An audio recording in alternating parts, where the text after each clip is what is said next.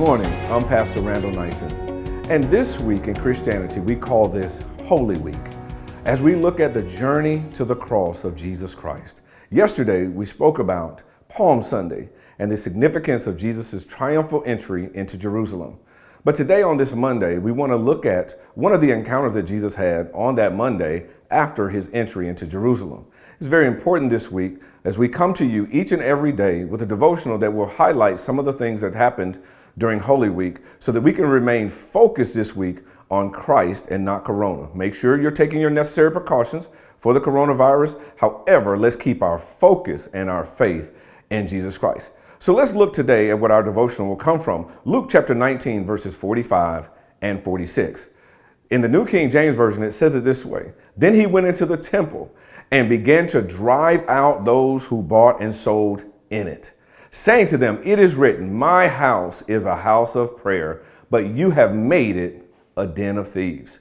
The thing that jumps out to me in this and that I really want us to focus in here is not only the fact that, yes, Jesus did come against what they were doing. He made accurate charges against the fact that they were misusing the house of the Lord. But really what jumps out to us and what our focus has to be on is what he said the house of the Lord should be. He said, my house is a house of prayer. We as people make up the church. And so we as people should be people of prayer. Thus, the church would be the house of prayer.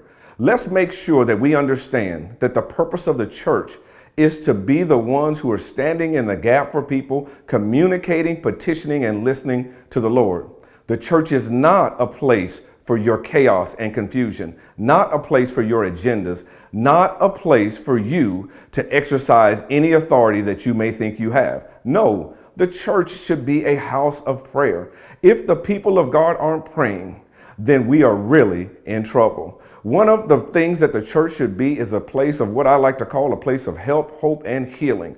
We should be a sense of community where people can come in, and we have already prayed up to know the needs of people. We don't have to come in and just automatically be condemning. No, we should be comforting and allow the word to do the challenging that it needs to do.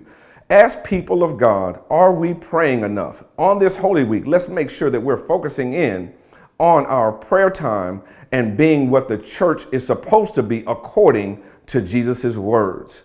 Let's make sure that during this week that we spend time in prayer before God.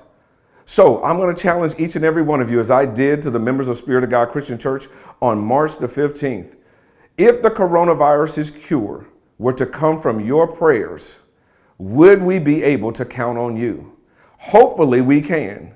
Here's the thing I want each and every one of us to do. Not only pray for a cure, but let's pray that we will stay committed to the work of the Lord in his house and be people of prayer. For it is truly true. Prayer changes everything. I'm Pastor Randall Knighton. You have a magnificent Monday. God bless you and God keep you.